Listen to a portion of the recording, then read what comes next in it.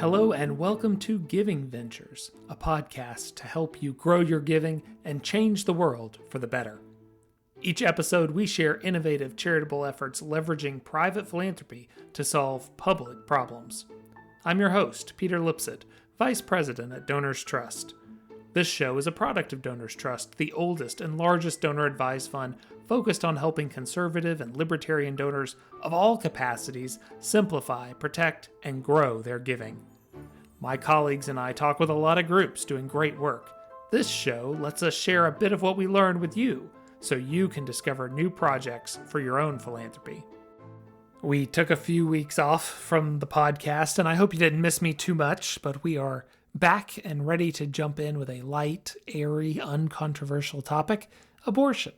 Now, I'm not interested in relitigating Roe v. Wade or its overturning, or even to debate the pro-life versus pro-choice position here. I imagine there are listeners on both sides of the debate, or perhaps somewhere in the middle. I wanted to take an angle away from the policy debate and more toward this question: how can those who are pro-life live out those beliefs? We're going to explore that in three ways today. First, we're going to hear from the activism side, talking to Jeanne Mancini of March for Life. Then we'll look at the information side, hearing from the Human Coalition's Jeff Bradford, and finally an aspect of pro-life conversation that sometimes gets overlooked: adoption, as we talk to Ryan Hanlon of National Council for Adoption. No matter your stance or level of involvement on the abortion issue, I think you'll enjoy hearing how these three groups engage. So let's jump in. One way to help others understand that an idea has support is to physically show them all the supporters. That is part of the idea behind the March for Life, which is more than an annual rally in Washington, D.C., but a full-fledged organization working not just to show support for the pro-life position, but to change the culture to make abortion unthinkable. For the last 11 years, Jeanne Mancini has led the March for Life as president, and I am happy to talk with her today. So, Jeanne, some of our listeners may know the history of the march, but certainly others don't. I don't know it all that well. Give us the brief origin story. Happy to, and thanks so much, Peter, for inviting me on. I'm really honored to be one of your guests. So, of course, 1973, January 22nd, were the terrible Supreme Court decisions, Roe versus Wade and Doe versus Bolton, and that made abortion legal in all 50 states in the United States.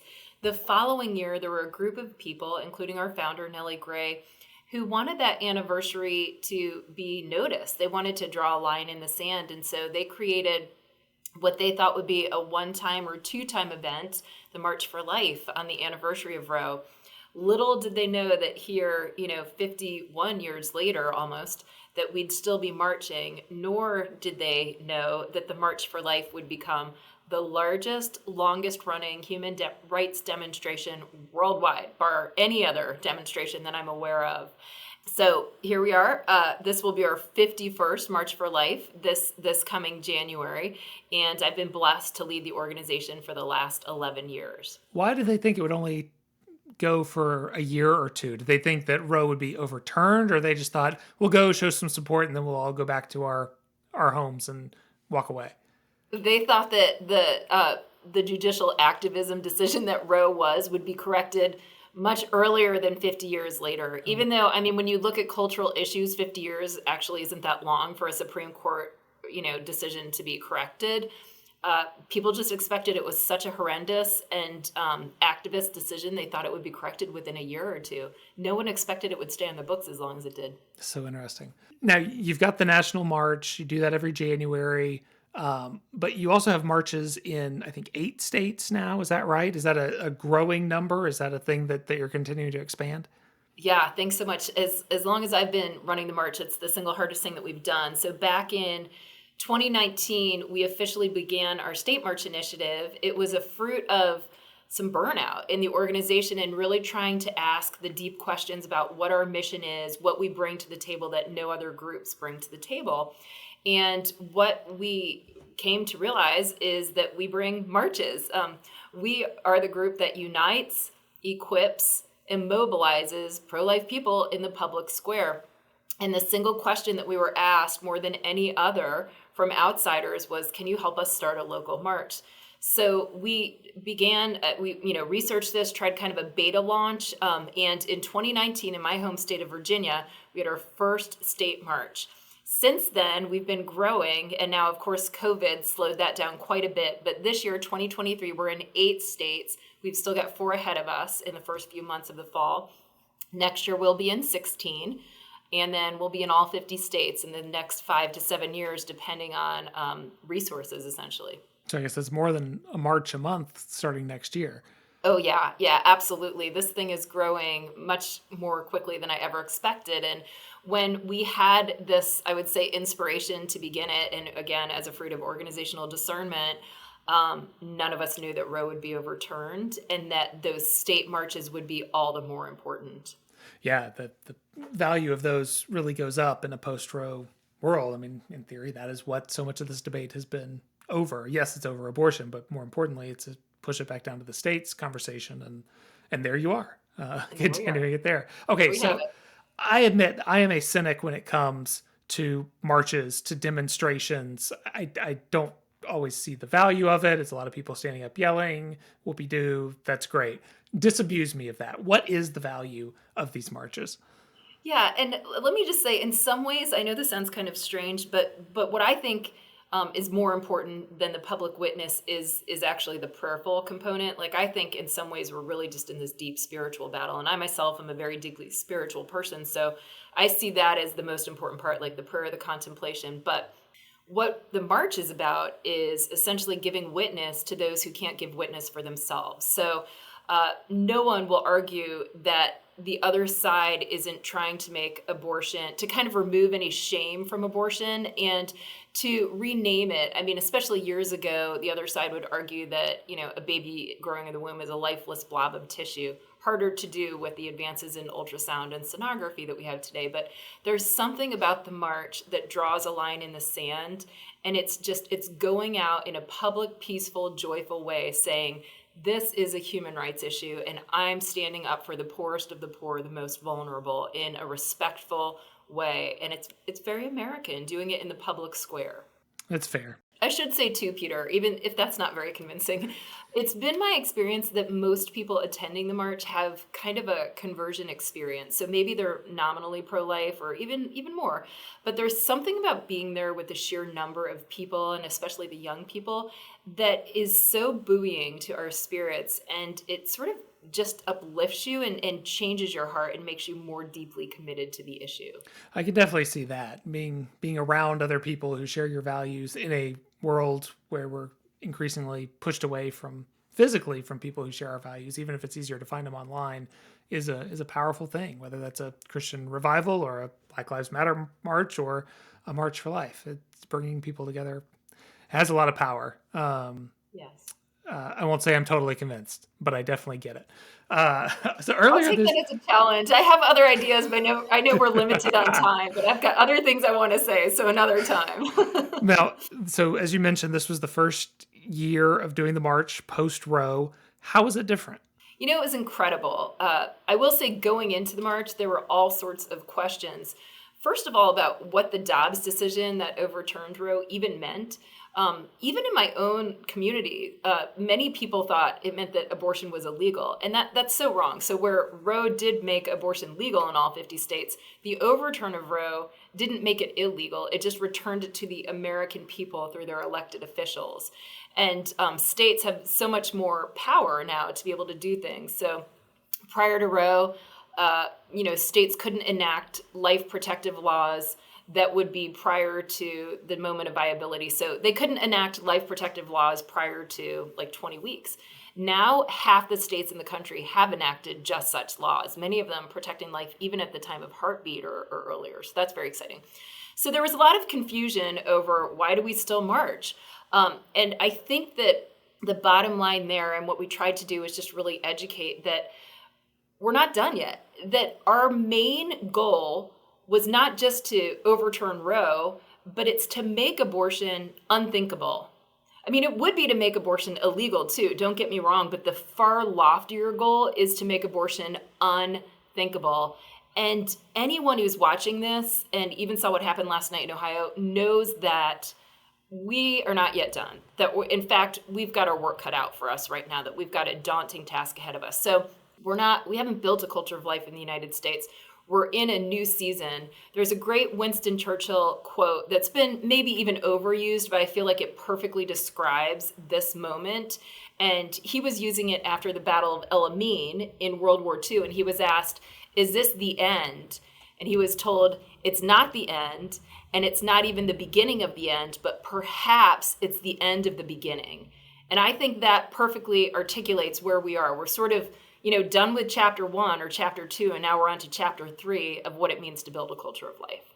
Earlier, you mentioned young people, and I've heard a lot that the demographic interest in abortion is actually continuing to skew younger. There's a lot more young women in particular who are more interested in the pro-life position. Does that bear out in what you see?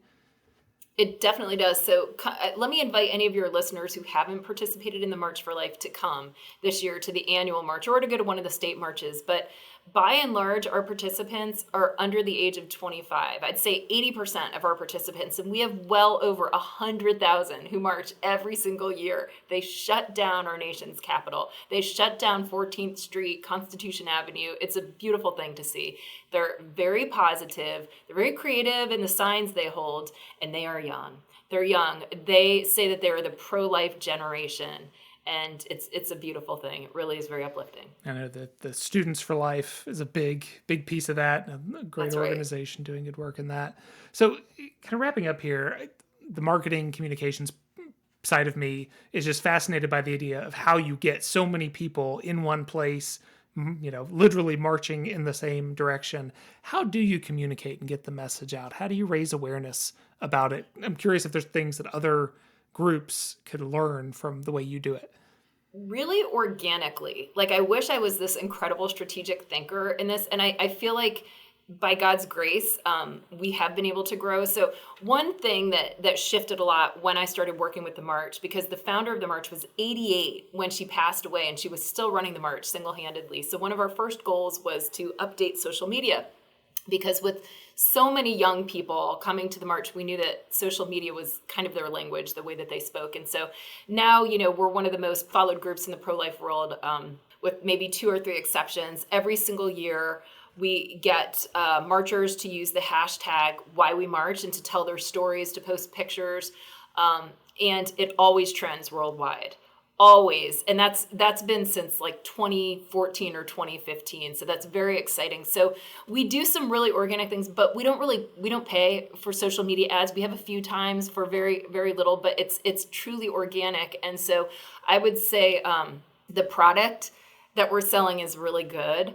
And our marketing could use some honing, but one of the ways that we sell the product, which is that life is beautiful, we try to always message very positively on this, is that we get people to tell their stories, and we especially get young people to tell their stories, because stories are what change hearts and minds. And so on social media, when you're posting a picture or telling a story or a little video or what have you, it's very moving to people, especially when it's, I was adopted, or my mom, chose life in this difficult scenario, or didn't choose life and really regrets that. And she hears how there's great hope and healing in her life. And so I would say that's one of our tools. But I think that the best thing we have going for us is the product.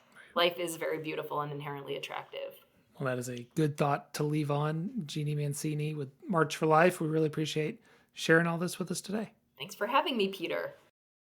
What if you took the best ideas of digital engagement and big data, plus storytelling and grassroots network building, and then applied it all to helping to reduce abortion? That is how I summarize the work of Human Coalition. Human Coalition isn't working to change policy, it's working to directly change the trajectory of those considering abortion, one baby at a time. Jeff Bradford is the president of Human Coalition. I'm excited to talk to him today. Jeff, you can probably give a much better articulation of what Human Coalition does than my pithy thing there. So why don't you describe Human Coalition? How do you describe it? Sure, Peter. Thanks for having me today. It's an honor to be with you and your guests. Human Coalition is one of the largest pro-life, pro-woman organizations in the country. And as you mentioned, we work directly with clients and we intervene, women who are what we would define as planning to abort, meaning they've already made a decision to have an abortion and they're looking for options.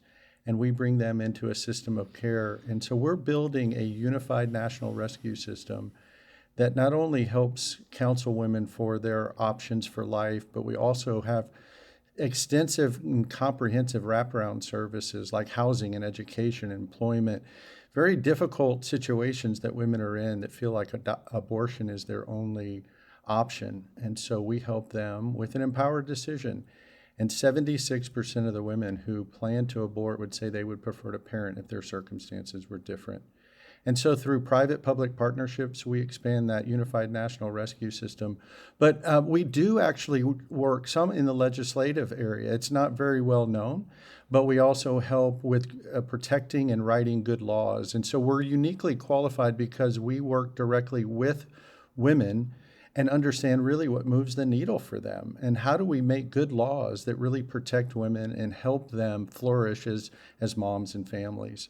We're going to unpack all those different pieces there, but what I want to start with is storytelling. I mean, one of the things I think Human Coalition does really well is tell stories. Your homepage is full of stories. Even your staff page has pictures of all of you as babies, and kind of just really is your own message from top to bottom.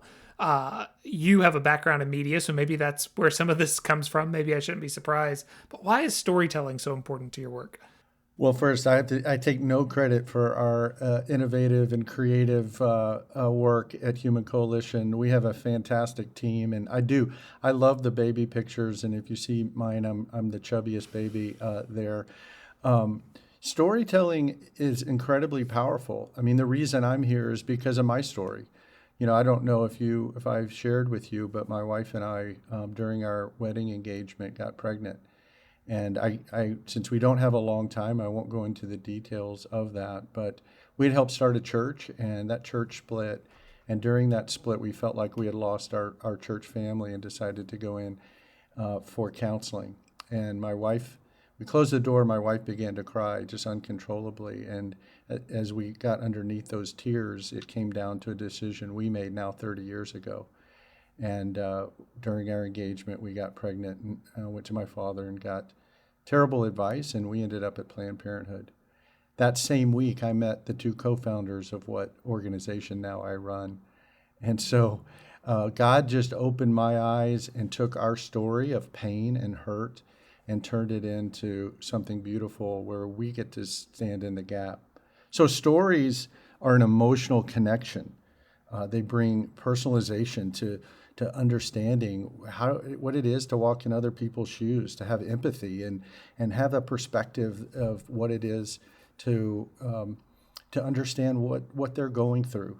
And it provides a perspective shift sometimes, and certainly builds bridges and community so that people can understand what it's like real quickly, I mean, I don't remember the Passion of the Christ, but I remember the scene where Simon of Cyrene is asked to pick up Jesus's cross, and he's like, I don't want to do that.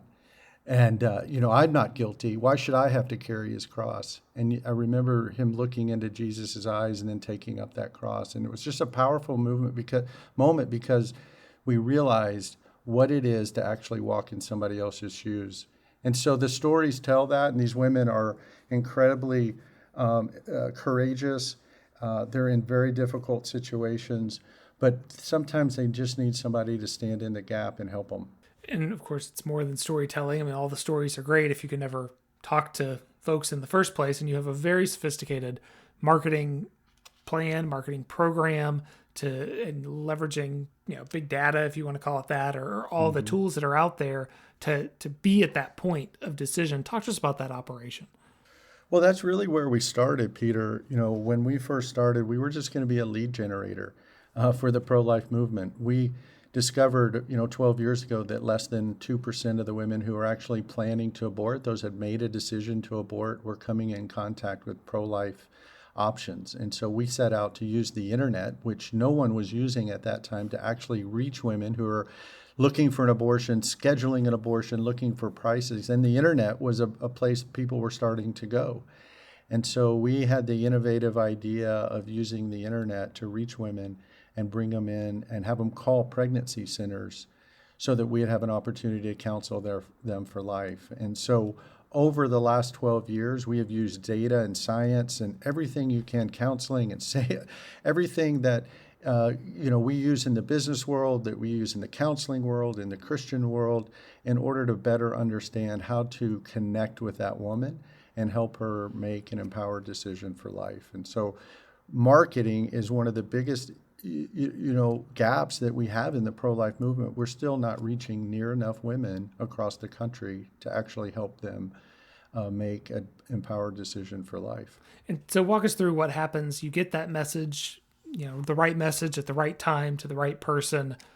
What happens then? What is the action that the women are invited to take? And you mentioned, kind of going through the wraparound services and these things that feed the decision to have an abortion in the first place. Curious how you engaged at that point.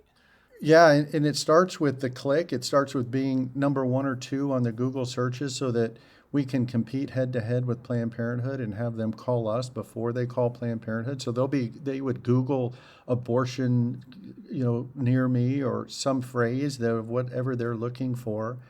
And we try to come up number 1 or 2 on those search pages so that they click on us. And when they do, they get a registered nurse under a medical licensed doctor, so that nurses, as you know, are one of the most respected professions in the country and trusted. And so we want that woman to feel loved and cared for, and we want to help counsel her for her options. And so we essentially do a nurse consultation where we're able to share with them what it means to have an abortion, so that even if they walk away from our call and don't choose life, that they understand what the abortion procedures are and the risks and everything that goes along with that. Chemical abortion, as you know, are over 50% of all abortions. These women are aborting their child in their bathroom, in their toilet. It is a horrendous process. And so we help them understand to be better prepared if they do go through with that. But we also, of course, counsel them for life and what that means and all the services that we provide and the help and hope that they can have by being a mom. And then we also counsel for adoption. And we work with Lifeline Adoption Services, which is one of the best adoption agencies in the country, Herbie Newell from their organization, and we've doubled our referrals. And so we just look at getting better and better at understanding that woman and helping her through a really dark time in her life. And so it's an amazing process. We have to first, but we have to start with the reach. We have to start with actually getting them to call us, so we have at least a shot of helping them understand their true options. These women have been, lied to that abortion is the only option, that abortion's going to somehow magically help them with everything. And what happens is, as you and I know, these women walk into Planned Parenthood in the abortion clinic, kill their child, and walk out with the same problems that they walked into. It does not solve the issues that they actually have, that reasons why they came in to have an abortion in the first place. And so we have to solve those. We have to change hearts and minds, and we have to stand in the gap and actually roll up our sleeves and walk with these women through healing and tangible help. And that's where Human Coalition comes in. And so it's one of the most amazing things I've ever done in my life. And having someone like me who chose to abort our oldest daughter, it's the most rewarding and amazing things that God's let me be a part of, and try to help other folks who spend a lifetime of regret. It's a decision that you can never take back, and one that you'll regret. So we work hard to help empower those women to make a decision, and hopefully it's for life. And how has the work changed in the past year since the Roe verdict? Well, it's gotten harder, to be really truthful. It's harder than ever. We have 50 state battles one by one, and I will say the pro-abortion movement has become more apoplectic than ever. They are fighting, with everything they have, and we're up against a very pro-abortion administration that's doing everything they can to harm pro-life and women. Attorneys generals around the country are going after pro-life organizations. Big tech is canceling. So all those things are very real of what we're up against. And I think too, you might be surprised, but there's some apathy, and so we have to re-educate the pro-life movement. That overturning Roe did not win the war. It was a good victory. It was a great victory, but that was just one battle in a war that we're a long ways from winning. And so we encourage folks to really get more involved than ever before. We can't let our foot off the gas. We've got to put gas in the tank. We've got to keep going, and we've got to fight harder and smarter, more innovatively than ever before. I think the Human Coalition approach is innovative from the very beginning, and I appreciate you sharing a little bit about it. I know there's so many other things we could have talked about too, but hopefully people will check out Human Coalition and learn more, particularly some of those wraparound services that you all offer. So Jeff Bradford, thanks so much. Hey, thanks, Peter. Honor to be with you. The role of adoption has always been an important card in the deck of pro-life advocacy, and our next group plays a key role in helping others understand the value of adoption. In a call last year with our team at DonorsTrust, National Council for Adoption billed itself as the state policy network of adoption agencies. NCFA is committed to the belief that every child deserves to thrive in a nurturing, permanent family.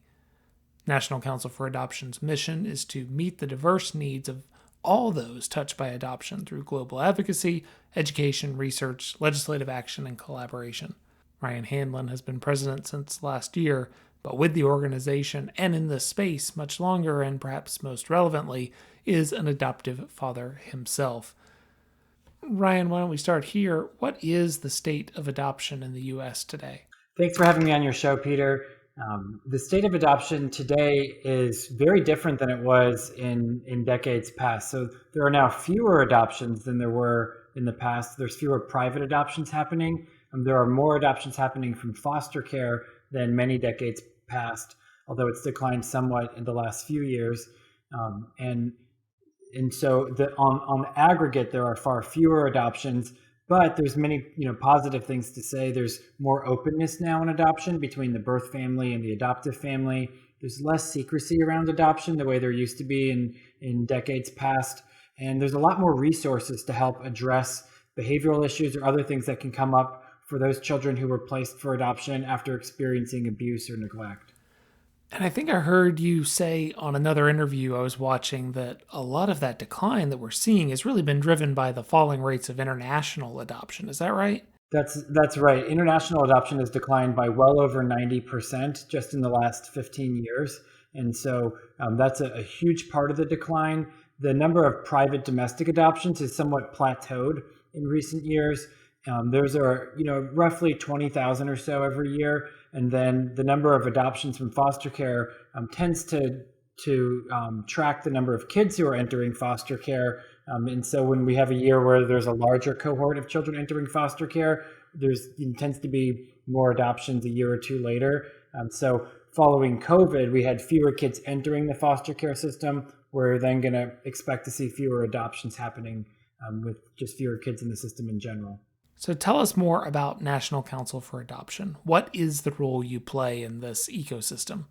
A big thing we want to do is we want to help connect professionals with one another throughout the country. So adoption agencies are usually relatively small, working in their local community, and they often benefit when they can be working and learning from their peers across the country. So we connect them by hosting an annual conference for multiple days in person where they can learn from one another. They can hear from subject matter experts and work on their continuing education. We host online webinars for professional development, and then we connect them through our listservs, through video conferencing forums, and other opportunities where we can have them learn from and hear from one another.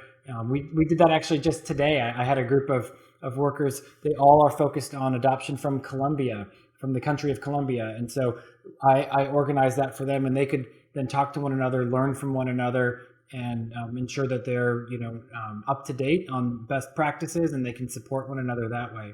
But there's more than that we do. We focus on education for everyone who's involved with adoption, birth families, adopted individuals themselves, members of the wider community, the media, policymakers, they often benefit from more education around adoption. And so we publish articles and provide other educational collateral so that the community can learn more about adoption.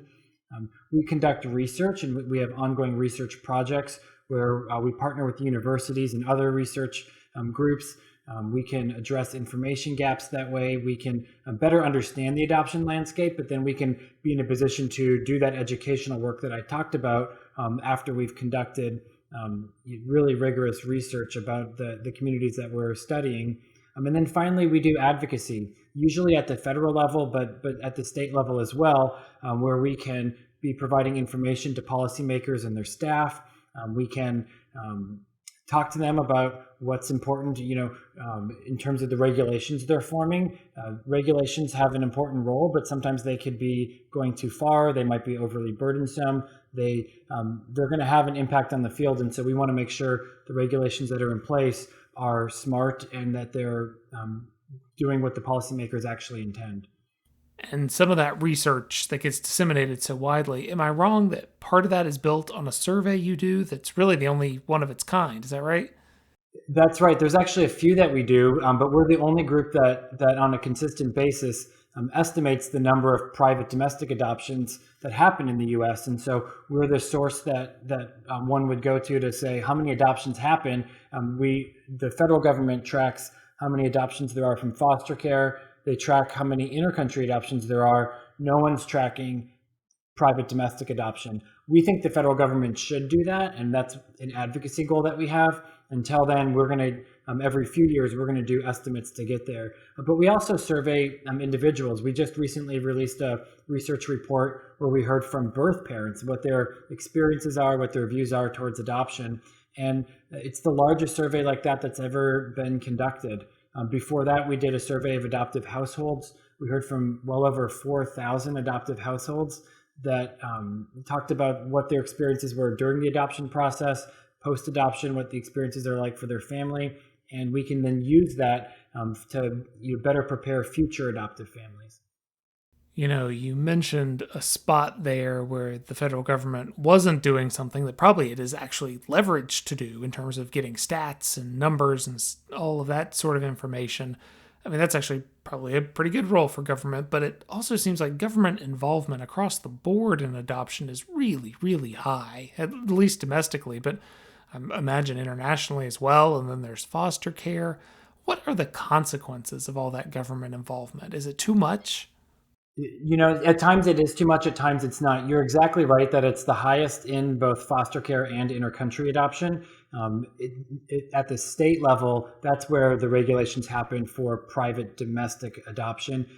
There's an important role for regulations to play, for the government to play in overseeing adoption. This is not something that should be designed as a for-profit venture where we're looking to really capitalize on this. So it's important that there's governmental oversight, but there's other times where the government comes in and they put really burdensome requirements in place, or they just put a regulation in place that's downright unhelpful. And when that happens, it's important that they can hear from NCFA or for other groups, from adoption agencies themselves, adoptive families themselves, and saying, hey, this isn't good or this isn't helpful. The government sets policies at the state level and at the federal level in terms of funding and appropriations and resources. And we want to be a voice that says, let's make sure that we're providing post-adoption support to families. Let's be sure that the work we're doing isn't going to be making life more difficult for adoptive families, or that we're not disincentivizing a family to pursue adoption instead of remaining a foster parent. So this past year has been very different, I imagine, for the look of your organization, just because of this post-Roe era. What has happened to adoption and to your organization since that ruling?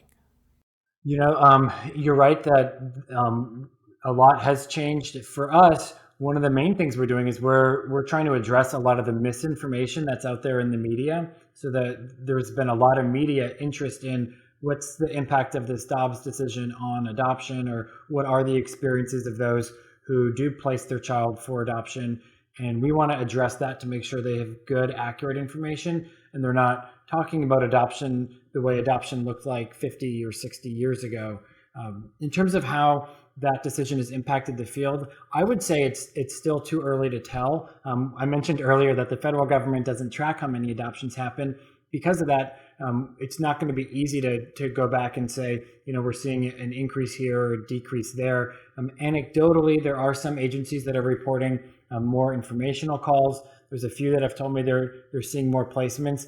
Others are saying, we haven't really seen a change yet at all. And so I think it's going to take probably a year or two until we can really definitively say exactly what the impact is in terms of whether or not there are more adoption placements. Regardless, I think what's really important is that we ensure that anyone who's facing an unplanned pregnancy has accurate information about adoption, and they have an opportunity to consider, is this right for me? Is this right for my child? Unfortunately, I don't think the majority of those who face an unplanned pregnancy are receiving any type of counseling or support to even consider adoption. And there's a lot of misinformation about what a private adoption entails. A lot of times, a woman facing that situation doesn't realize she can pick who the adoptive parents are. She can choose the extent to which she's looking for an ongoing relationship with her child. She might think that this is involved with a foster care system. That's a common misperception. And so really saying, your child is not going to be in foster care and can immediately be in a home that's been vetted, that's safe, that you can choose who the parents are, and you can choose the extent to which you're looking for that ongoing relationship.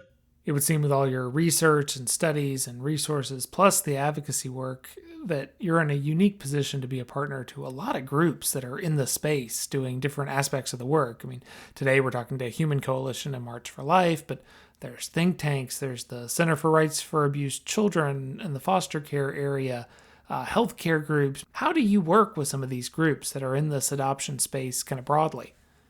We have great partnerships with other organizations because we really specialize in adoption. They might come to us and say, hey, we're doing an event. Can you be the subject matter just on adoption? Or do you have resources for our clients or our stakeholders about adoption? Or it might be vice versa. If somebody's interacting with us, we might refer them to one of the groups you mentioned because that's more in their lane. We really partner the most with adoption agencies to both learn from them. What are they experiencing on the ground? How are they experiencing the impact of policies or the work that they're doing with the families and the individuals that they serve? And what resources do they need or could we be providing to them? So I would say they're our number one partner. But as you mentioned, all of these other groups are groups that we're constantly working with. We're looking to ensure they have good information, that they have the resources they need. And at times that, there are oftentimes clients from the adoption agencies might look to us to say, hey, like your example, I need a mental health provider. We then have partners that we can refer to where they can look for that support, or they might have questions. A lot of adoptions are placements of children who have a medical special need. And so there's a huge overlap then with the medical community having good information and being able to inform the adoption community about the long-term implications there. So we've developed a network that we can refer families to get really specific information for the particular case they have, and where the adoption professionals can be learning more about this, and they can be better equipped to provide ongoing support to these families. Ryan Hanlon, really appreciate you talking with us today about all the work that NCFA is up to. There's a lot of pieces to it, and it's so important, perhaps even more important now in this post-Roe era. So thank you so much. Thank you for having me on your show. One commonality I see among all three of the groups we heard from today is the importance of storytelling and an emphasis on the human-to-human connection for changing hearts and minds. We heard how March for Life creates connection among like-minded folks, strengthening their conviction. We heard how Human Coalition speaks directly to those most in need of compassion, those struggling with an abortion decision. And we heard how National Council for Adoption makes it possible for children to find a loving home when, for whatever reason, the original home isn't going to work out. I hope I met my goal of highlighting a few ways pro-life people can live out their beliefs. There are, of course, other groups in this space as well, some of which we referenced, like Students for Life, Lifeline Children's Services, and there are groups like Avail, which is a bit more in the vein of Human Coalition's work in helping mothers at that decision point and beyond, and so many others in this space. For links to all these groups, visit DonorsTrust.org/podcast, and while there, explore the broader Donors Trust website to see how Donors Trust can be a helpful partner to you and your charitable giving, if, of course, we aren't already. I appreciate you listening to the podcast, and I hope you'll subscribe to Giving Ventures and not miss an episode.